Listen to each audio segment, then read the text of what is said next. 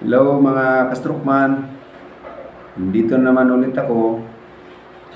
Dati po nung last vlog ko, ano yun eh, kung bang pinamagatan yun ng ah, sa ano yun, sa tungkol sa spiritual na pagkain. Binabasa ko nun yung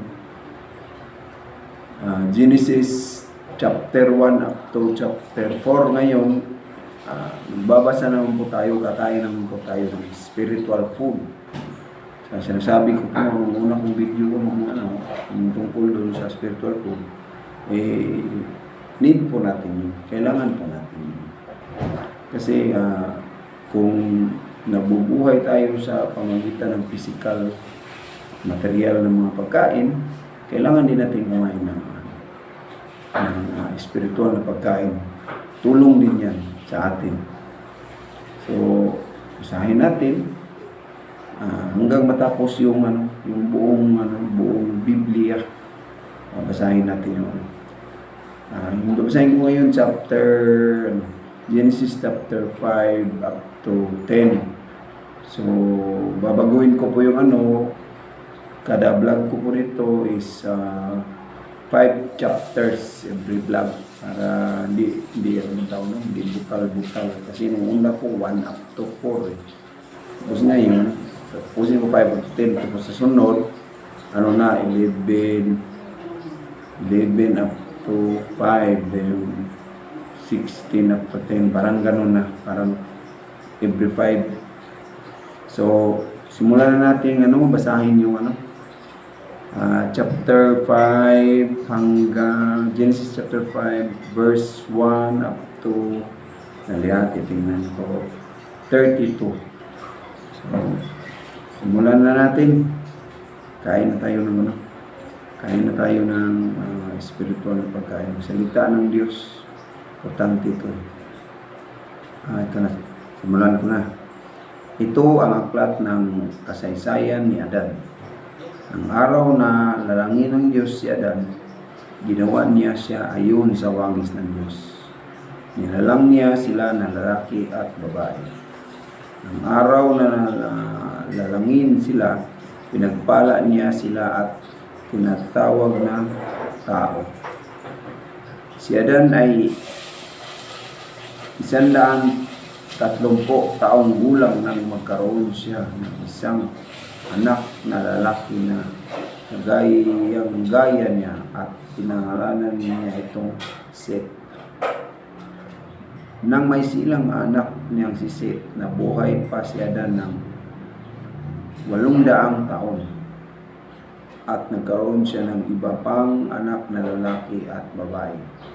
Kaya nabuhay si Adan ng 930 taon at siya ay namatay. Si Seth ay 105 taong gulang nang maging anak niya si Enos. Nang may silang ang anak niya si Enos, nabuhay pa si Seth ng 807 taon at nagkaroon siya ng iba pang anak na lalaki at babae. Kaya nabuhay si Seth ng 912 taon at siya ay namatay. Si Enos ay 90 taong gulang. Naging anak niya si Kenan. Nang may silang ang anak niya si Kenan, nabuhay pa si Enos ng 815 taon at nagkaroon siya ng iba pang anak na lalaki at babae. Kaya nabuhay si Enos ng 905 na taon at siya ay namatay. Si Kenan ay 70 taong gulang na maging anak niya si Mahalel. Nang may silang anak niyang si Mahalel, nabuhay pa si Kenan ng 840 taon at nagkaroon siya ng iba pang anak na lalaki at babae. Kaya nabuhay si Kenan ng 910 na taon at siya ay namatay. Si Mahalalel ay 65 taong gulang nang maging anak niya si Jared. Nang may silang anak niya si Jared, nabuhay pa si Mahalalel ng 830 taon at nagkaroon siya ng iba pang anak na lalaki at babae. Kaya nabuhay si Mahalalel ng 895 na taon at siya ay namatay. Si Jared ay 162 taon bulang nang maging anak na si Enoch. Nang may silang anak niya si Enoch, nabuhay pa si Jared ng 800 na taon at nagkaroon siya ng iba pang anak na lalaki at babae. Kaya nabuhay si Jared ng 962 taon at siya ay namatay. Si Enoch ay 65 na taong gulang na maging anak niya si Matusalem. Nang may silang anak niya si Matusalem, si Enoch ay patuloy na lumalakad na kasama ng tunay na Diyos sa loob ng 300 na taon. At nagkaroon siya ng iba pang anak na lalaki at babae. Kaya nabuhay si Enoch ng 365 na taon. Si Enoch ay patuloy na lumalakad na kasama ng tunay na Diyos. Pagkatapos, wala nang nakikita sa kanya dahil kinuha siya ng Diyos. Si Matusalem ay 187 taong gulang nang maging anak niya si Lamech. Nang may silang anak ni si Lamech, nabuhay pa si Matusalem ng 782 taon at nagkaroon siya ng iba pang anak na lalaki at babae. Kaya nabuhay si Matusalem ng 969 na taon at siya ay namatay. Si Lamech ay 182 taong gulang nang magkaroon siya ng isang anak na lalaki. Pinangalanan niya itong Noe. At sinabi ang isang ito ay magbibigay sa atin ng kaginhawaan mula sa ating bigat na trabaho at pagod na mga kamay dahil sa lupang isinumpa ni Jehovah. Nang may silang ang anak niyang si Noe, nabuhay pa si Lamech ng 595 na taon at nagkaroon siya ng iba pang anak na lalaki at babae. Kaya nabuhay si Lamech ng 777 taon at siya ay namatay. Nang si Noe ay 500 taong gulang na nagkaroon siya ng mga anak. Sila ay sina Sem, Ham at Japheth. So doon natapos ang Genesis chapter 5 verse 1 up to 32. So ang susunod nating babasahin mga kastrokman ay yung Genesis 6 chapter 6 verse 1 up to 22. Ito po ang nakasulat. At nang magsimulang dumami ang tao sa ibabaw ng lupa at magkaroon sila ng mga anak na babae, napansin ng mga anak ng tunay na Diyos na maganda ang mga anak na babae ng tao. Kaya kinuha nila bilang asawa ang lahat ng magustuhan nila.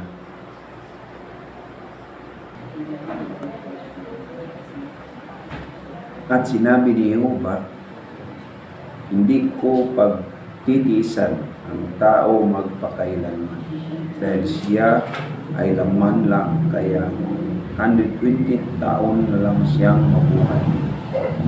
Noong mga araw na iyon at sa lipas pang mga panahon, may mga Nephilim sa lupa dahil ang mga anak ng tunay na Diyos ay patuloy na nakipagtalik sa mga anak na babae ng tao at ng anak ang mga ito ng mga lalaki. Sila ang mga Nephilim, malakas na lalaki na bantog. Dahil dito, nakita ni Jehovah na naganap na sa lupa ang kasamaan ng tao at ang laman ng isip at puso nito ay lagi na lang masama. Ikinalungkot ni Jehovah na ginawa niya ang mga tao sa lupa at nasaktan ang puso niya. Kaya sinabi ni Jehovah, lilipulin ko sa ibabaw ng lupa ang mga taong nilalang ko mga tao kasama ang maamong hayop, magapang na mga hayop at pumilipad na mga nilalang sa langit, dahil ikinalungkot ko na ginawa ko sila. Pero si Noe ay kalugod-lugod sa paningin ni Jehovah. Ito ang kasaysayan ni Noe. Si Noe ay isang matuwid na lalaki. Siya ay walang pagbukulang o ihambing sa mga kapanahon niya. Si Noe ay malakad na kasama ng tunay na Diyos. Nang maglaon, nagkaroon si Noe ng 3 anak na lalaki, sina Sem, Ham, at Japhet. Pero ang lupa ay nasira sa paningin ng tunay na Diyos, at ang lupa ay napuno ng karahasan. Oo, tiningnan ng Diyos ang lupa at nakita ito ay nasira. Napakasama ng ginagawa ng lahat ng tao sa lupa.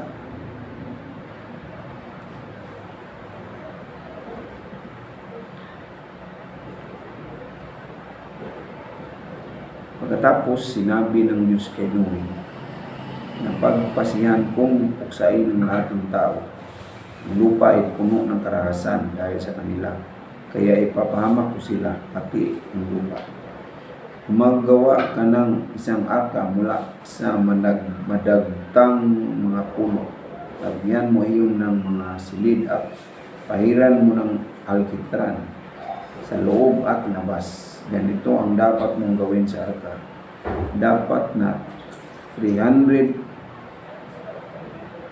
siko ang haba nito, 50 siko ang lapad at 30 siko ang taas.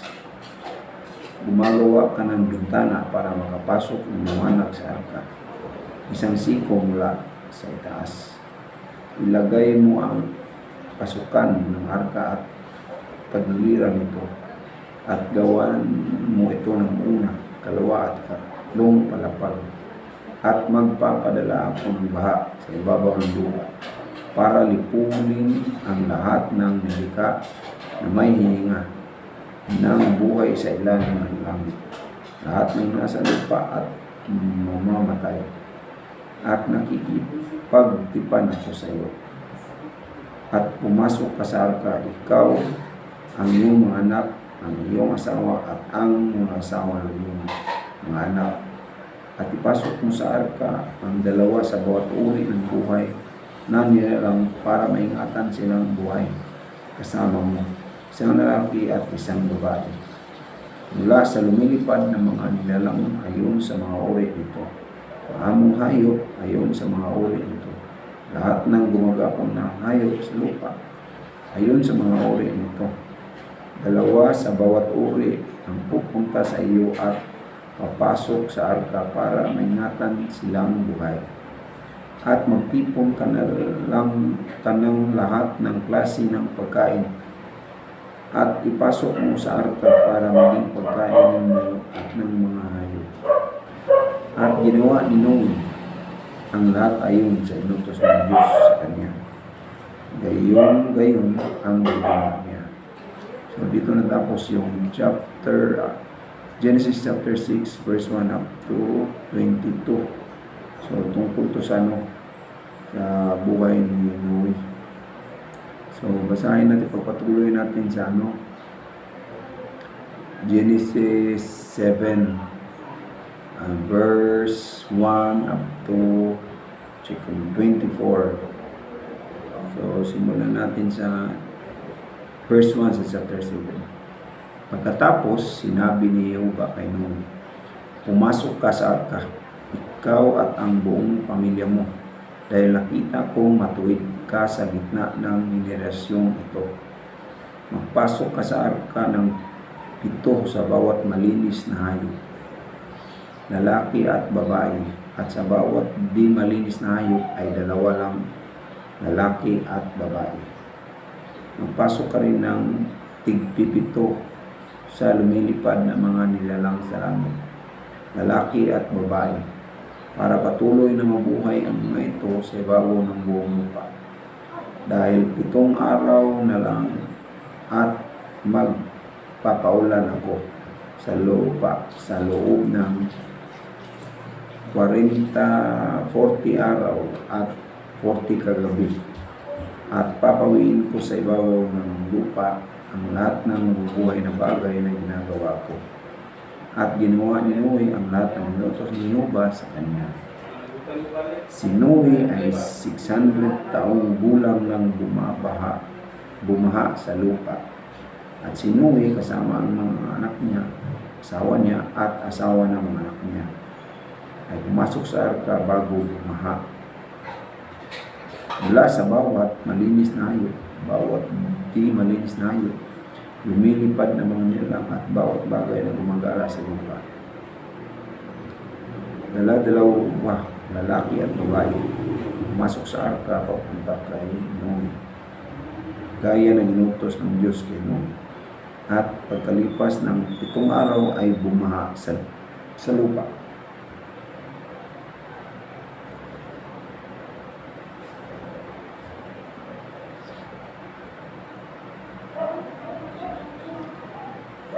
Nang ika-600 taon ng buhay ni Noe, noong ika-17 araw na ikalawang buwan, nabuksan ang lahat ng bukal ng tubig sa langit at ang mga pintuan ng tubig ng langit, at umulan sa lupa sa loob ng 40 kaaraw at 40 kagabi. Nang mismong araw na iyon, pumasok si Noe sa arka kasama ang mga anak niyang sina Sem, Ham at Japet, ang asawa niya at ang 3 asawa ng mga anak niya. Pumasok sila kasama ang lahat ng uri ng maiilap na hayop, lahat ng uri ng maamong hayop, lahat ng uri ng gumagapang na hayop sa lupa, at lahat ng uri ng lumilipad na nilalang, bawat ibon at iba pang may pak na nilalang. Patuloy silang pumasok sa arka papunta kay Noe ng dalawa ang bawat uri ng hayop na may hininga ng buhay. Kaya pumasok ang mga ito, lalaki at babae, mula sa bawat uri ng hayop, gaya ng inutos ng Diyos kanya. Pagkatapos isinara ni Jehovah ang pinto, at patuloy na umuulan sa loob ng 40 kaaraw, at tumaas ang tubig sa lupa hanggang sa umangat ang arka at nagpalutang-lutang iyon sa tubig. Naging napakalaki ng baha sa lupa at patuloy ang mabilis na pagtaas nito. Pero ang arka ay nakalutang pa rin sa tubig. Sa laki ng baha, lumulubog sa tubig ang lahat ng matataas na bundok sa buong lupa. Ang tubig ay lumampas ng 15 kasiko sa taluktok ng mga bundok. Kaya nalipol ang lahat ng buhay na nilalang sa lupa, ang lumilipad na mga nilalang, mga hayop, mailap na hayop, mga nilalang na nagkukulumpon, at lahat ng tao. Ang lahat ng nabubuhay ay humihingang nilikha sa buong lupa ay namatay. Kaya pinawi niya sa lupa ang bawat buhay na nilikha, kasama ang mga tao, mga hayop, gumagapang na mga hayop, at lumilipad na nilalang sa langit. Silang lahat ay napawi sa lupa. Si Noe lang at ang mga kasama niya sa arka ang nakaligtas, at nanatiling mataas ang tubig sa lupa sa loob ng 150 kaaraw. So dito natapos yung Genesis 7 verse 1 up to 24. So basahin natin yung kadugtong ng Genesis 8.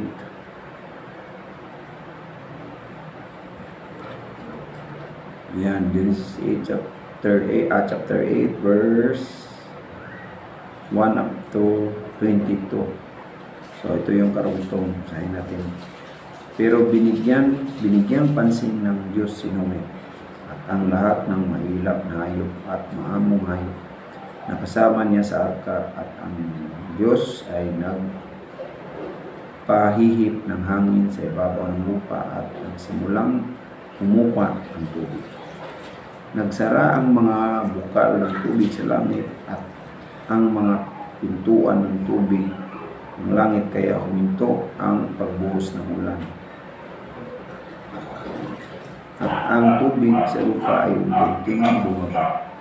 Sa pagtatapos ng 150 ka araw, humupa na ang tubig. Noong ika-17 na araw ng ikapitong buwan, ang arka ay sumadsad sa mga bundok ng Ararat. At ang tubig ay tuloy-tuloy sa pagbaba ng hanggang ika-10 buwan. Noong unang araw ng ika-10 buwan, lumitaw ang taluktok ng mga bundok. Kaya sa pagtatapos ng 40 ka araw, binuksan ni Noe ang ginawa niyang bintana ng arka at nagpalipad siya ng isang uwak. Nagbabalik ito sa arka hanggang sa matuyo ang tubig sa lupa. Nang maglaon, nagpalipad siya ng isang kalapati para malaman kung bumaba na ang tubig sa ibabaw ng lupa. Walang nakitang madadapuan ang kalapati, kaya bumalik ako sa kanya dahil natatakpan pa ng tubig ang buong lupa. Kaya iniunat ni Noe ang kamay niya at pinasok ang kalapati sa arka. Naghintay pa siya ng 7 araw at muli niyang pinalipad ang kalapati. Nung bumalik sa kanya ang kalapati ng papagabi na, nakita niyang may bagong pitas na dahon ng olibo sa tuka nito. Kaya nalaman ni Noe na humuhupa na ang tubig sa lupa. Naghintay pa ulit siya ng 7 araw. Pagkatapos ay pinalipad niya ang kalapati, pero hindi na ito bumabalik sa kanya. At nang ika-601 na taon, noong unang araw ng unang buwan, wala nang baha sa lupa at inalis ni Noe ang isang bahagi ng bubong ng arka at nakita niya na natutuyo na ang ibabaw ng lupa. Noong ika-27 na araw ng ika-2 buwan, natuyo na ang lupa. Sinabi ngayon ng Diyos kay Noe, lumabas ka sa arka, ikaw, ang asawa mo, ang mga anak mo, at ang asawa ng mga anak mo. Ilabas mo rin ang lahat ng buhay na nilalang, ang iba't ibang uri ng lumilipad ng mga nilalang, mga hayop at lahat ng mga gumagapang na hayop sa lupa para magpalaanakin sila sa lupa at magpakarami. Kaya lumabas si Noe kasama ang mga anak niya, asawa niya at ang mga asawa ng anak niya. Bawat buhay na nilalang, bawat gumagapang na hayop, at bawat lumilipad na nilalang, ang lahat ng gumagalaw sa lupa ay lumabas sa arka ayon sa kanilang uri. At nagtayo si Noe ng isang altar para kay Jehova at kumuha ng ilan mula sa lahat ng malilinis na hayop at sa lahat ng malilinis na lumilipad na nilalang, at naghain ng mga handog na sinumog sa altar, at nilanghap ni Jehova ang nakagiginhawang amoy. Kaya sinabi ni Jehova sa sarili niya, hindi ko na muling susumpain ang lupa dahil sa tao, dahil masama ang laman ng puso ng tao mula sa kanyang pagkabata, at hindi ko na muling pupuksain ang bawat nabubuhay na bagay gaya ng ginawa ko. Hanggat umiral ang lupa, laging magkakaroon ng paghahasik ng lamig at pag-aan, lamig at init, tag-araw at taglamig, at araw at gabi. So dito natapos po yung Genesis 8 verse 1 up to 22. So, continue natin sa Genesis 9 verse verse 1 up to 29. So, simulan ko na basahin, karugtong to. Pinagpala ng Diyos si Noe at ang mga anak niya at sinabi, magpalanakin kayo at magpakarami at punuin ninyo ang lupa. Patuloy na matatakot sa inyo ang bawat buhay na nilalang sa lupa, bawat lumilipad na nilalang sa langit, bawat bagay na gumagalaw sa lupa at lahat ng isda sa dagat. Pamamahalaan ninyo ang mga iyon. Ang bawat gumagalaw na hayop na buhay ay pwede ninyong maging pagkain. Lahat ng iyon ay binigay ko sa inyo gaya ng berdeng pananim. Pero huwag ninyong kakainin ang laman kasama ang buhay nito, ang dugo nito. Bukod dyan, pananagutin ko ang magpapadanak ng dugo ninyo. Kung patayin kayo ng isang buhay na nilalang, dapat itong mamatay. Kung patayin ng isang tao ang kapwa niya, dapat siyang patayin dahil inadanak niya ang dugo ng kapatid niya. Ang sino mang pumapatay ng tao ay papatayin din ng tao, dahil ang tao ay ginawa ng Diyos ayon sa kanyang larawan. At kung tungkol sa inyo, magpalaanakin kayo at magpakarami at mangalat kayo sa buong lupa.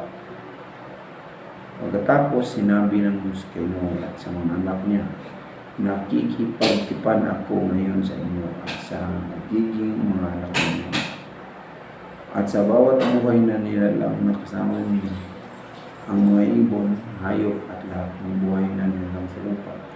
Kasama ninyo ang lahat ng lumabas sa arka, ang lahat ng buhay na nilalang sa lupa. Oo, nakikipagtipan ako sa inyo. Hindi na muling malilipol ang lahat ng tao tayo sa pamamagitan ng baha, at hindi na muling sisirain ng isang baha ang lupa. At sinabi pa ng Diyos, ito ang tanda ng pakikipagtipan ko sa inyo at sa bawat buhay na nilalang na kasama ninyo para sa lahat ng susunod na henerasyon. Maglalagay ako sa ulap ng baghari, at ito ang magiging tanda ng tipan ng pagitan ko at ng lupa. Sa tuwing magdadala ako ng ulap sa ibabaw ng lupa, tiyak na lilitaw ang baghari sa ulap, at tiyak na maalala ko ang pakikipagtipan ko sa inyo at sa bawat uri ng buhay na nilalang. At ang tubig ay hindi na muling magiging baha na lilipo sa lahat ng tao at hayop. At ang baghari ay lilitaw sa ulap, at tiyak na makikita ko yun at maaala ang walang hanggang tipan sa pagitan ng Diyos at ng bawat uri ng buhay na nilalang sa lupa. Inulit ng Diyos kay Noe, ito ang tanda ng pakikipagtipan ko sa lahat ng tao at hayop na nasa lupa. Ang mga anak ni Noe ay lumabas sa arka ay sina Sem, Ham at Japet. At naging anak ni Ham si Kanaan. Ang tatlong ito ang anak ni Noe, at sa kanila nagmula ang lahat ng taong nangalat sa lupa. At sinimula ni Noe na sakahin ng lupa at nagtanim siya ng mga kubas. Nang uminom siya ng alak, nalasing siya at naghubad sa loob ng tulda niya. Nakita ni Ham na ama ni Kanaan ang kahubaran ng kanyang ama, at sinabi yun sa dalawang kapatid niya na nasa labas. Kaya kumuha sila si Sem at Japet ng isang balabal at inilagay sa balikat nilang dalawa at lumakad ng patras. Sa gayon, tinakpan nila ang kahubaran ng kanilang ama habang nakatalikod sila, at hindi nila nakita ang kahubaran ng kanilang ama. Nang magising si Noe at mawala ang kalasingan, nalaman niya ang ginawa sa kanya ng bunso niyang anak. Kaya sinabi niya, sumpain si Kanaan at siya ang maging pinakamababang alipin ng mga kapatid niya. Sinabi pa niya, purihin si Jehovah ang Diyos niya at si Kanaan ay maging alipin niya. Bigyan awa ng Diyos si Japhet ng napakalaking lupain at manirahan awa siya sa matudan ni Sin. At si Kanaan ay maging alipin din niya. Si Noe ay nabubuhay pa ng 315 na taon pagkatapos ng baha. Kaya nabuhay si Noe ng 950 kataon at siya ay namatay. So, dito natapos yung Genesis 9, verse 1 up to 29. So, tuloy natin sa Genesis 10. Ito yung ulit chapter na babasahin ko kasi sa susunod naman na vlog ko, babasahin ko yung siguro 11 up to 5. So, Genesis 10, verse 1 up to 32. Ito ang kasaysayan ng mga anak ni Noe na sina Sem, Ham at Japhet. Nagkaroon sila ng mga anak pagkatapos ng baha. Ang mga anak ni Japhet ay sina Gomer, Magog, Madai, Javan, Tubal, Mesek at Tiras. Ang mga anak ni Gomer ay sina Askinaz, Ripat at Togarma. Ang mga anak ni Javan ay sina Elisa, Tarses, Kitim at Dodanim.